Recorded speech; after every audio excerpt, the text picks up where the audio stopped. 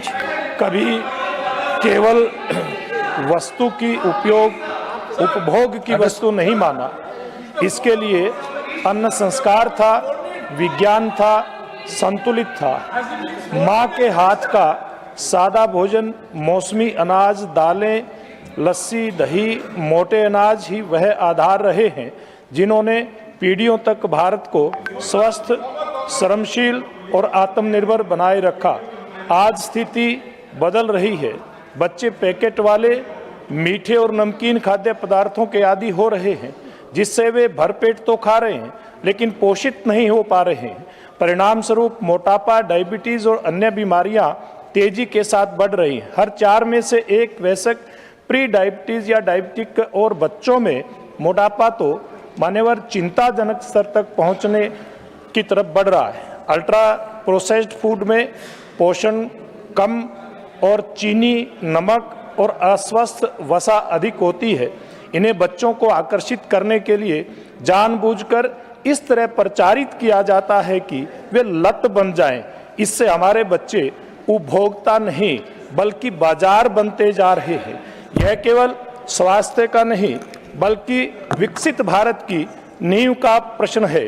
अस्वस्थ बच्चे भविष्य में मजबूत कार्यबल नहीं बन पाएंगे और देश पर स्वास्थ्य खर्च का बोझ बढ़ेगा। इसलिए सरकार से आग्रह है कि बच्चों को लक्षित विज्ञापनों पे रोक लगे, पैकेट पर स्पष्ट चेतावनी लेबल हो, स्कूल व आंगनबाड़ियों में पारंपरिक और मोटे अनाज को बढ़ावा दिया जाए तथा ईट राइट इंडिया और मिलेट मिशन को मजबूत किया जाए। मान्यवर अमेरिकन साइंटिस्ट की एक रिसर्च के आधार पर एक पेपर पब्लिश हुआ है और यह paper addiction science, public health history और पॉलिसी से सबूतों को मिलाकर दिखाता है कि कितने अल्ट्रा प्रोसेस्ड फूड को जानबूझकर उसी इंडस्ट्री प्लेट बुक का इस्तेमाल करके बनाया गया था जिससे मॉडर्न सिगरेट बनी। इसके कारण से ये बच्चों के अंदर लत बनता जा रहा है। उसी प्रकार से और यूनाइटेड किंगडम के उदाहरण से हमें सीख लेते हुए भारत में भी कड़े नियम बनाने चाहिए। स्वस्थ बच्चे ही विकसित भारत की मजबूत नींव है। धन्यवाद। श्रीमान सदानंद मगालू सेठ तनवाड़े जी। Thank you, Chairman Sir, for giving me opportunity to raise an important issue. Chairman Sir, I rise to draw the attention of this August House to growing menace of cyber frauds targeting tourists in major tourist destinations such as Goa and several other states. In recent years, Goa has emerged as a major tourism hub and has also attracted digital nomads and remote workers.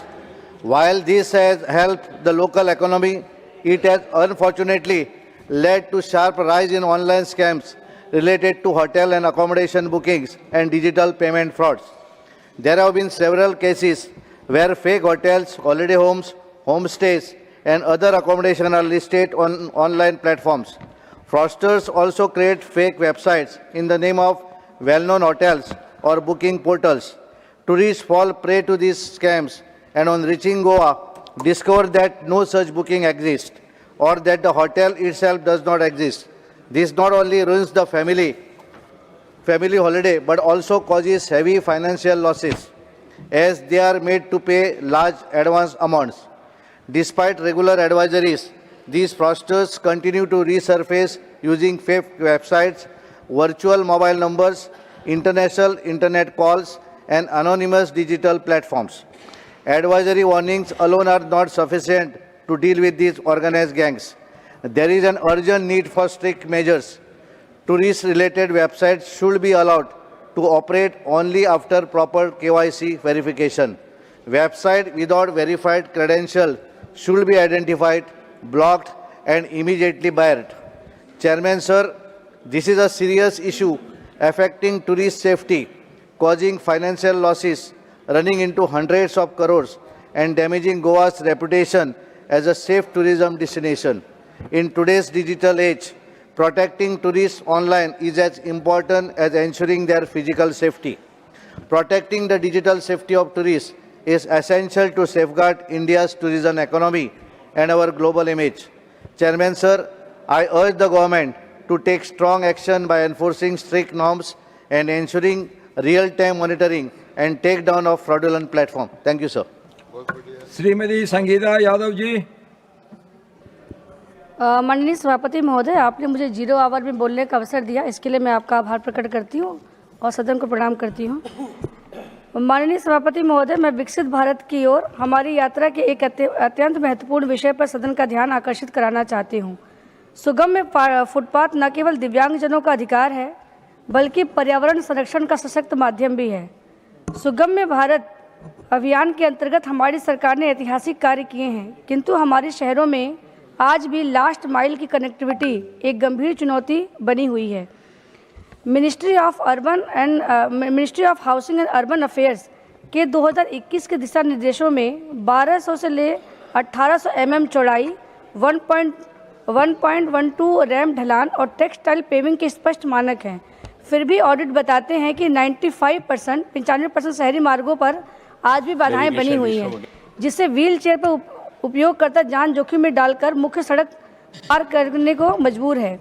दिव्यांगजनों के कार्यबल से बाहर रहने के कारण देश को सालाना लगभग 17.9 लाख करोड़ का नुकसान भी हो रहा है। 2023 में 35,000 से अधिक पैदल यात्रियों की मृत्यु हुई है। गंभीर चिंता का विषय यह है कि हम एक डेटा ब्लाइंड स्पॉट का सामना भी कर रहे हैं।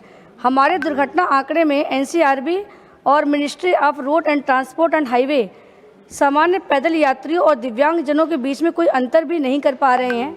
यदि टूटे हुए फुटपाथ के कारण कोई व्हीलचेयर उपयोगकर्ता या नेत्रहीन व्यक्ति दुर्घटना का शिकार होता है, तो उसे केवल पैदल यात्री दुर्घटना के रूप में दर्ज किया जाता है।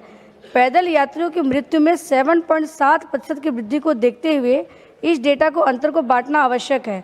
माननीय सभापति महोदय, हमारी सरकार दिव्यांगजनों भाई बहनों के लिए बहुत कुछ कर रही है। दिव्यांग मेले भी लग रहे हैं, रोजगार से भी हम जोड़ रहे हैं, लेकिन उसके साथ ही मैं कुछ डिमांड सरकार से करना चाहूँगी। नंबर 1, सड़क दुर्घटना डेटा में दिव्यांगता स्थिति का एक कॉलम अलग से जोड़ा जाए ताकि जोखिमों का सही आकलन हो सके। सभी निर्माण कार्यों में ministry of housing and urban affairs में दिव्यांगता के जो 2021 के मानक है उसका कड़ाई से पालन सुनिश्चित किया जाए।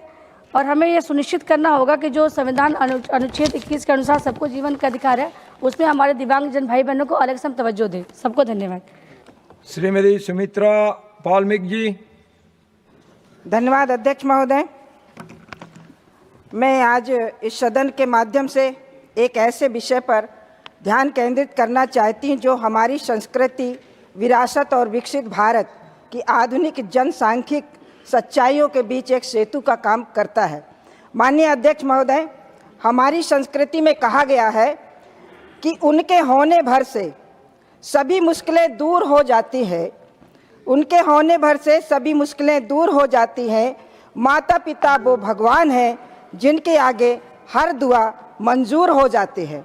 महोदय, प्रधानमंत्री जी के दूरदर्शी नेतृत्व से हमारी सरकार युवाओं और महिलाओं के उत्थान के ऐतिहासिक कदम उठा रही है।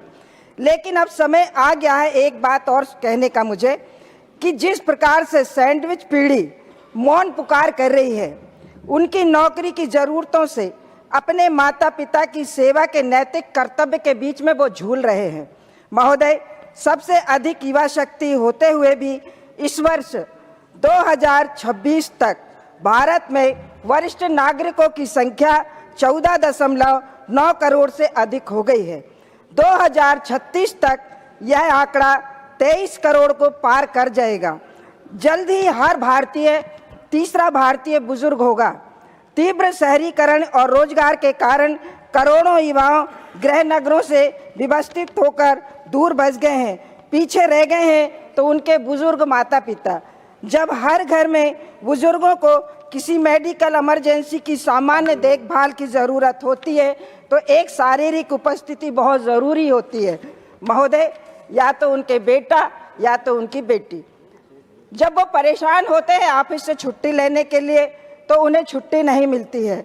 सिल्वर इकोनॉमी की तेज़ी से बढ़ रही है, लेकिन इस इकोसिस्टम की सफलता के लिए यह ज़रूरी है कि प्राथमिक देखभाल के लिए बेटा या बेटी का होना बहुत ज़रूरी है।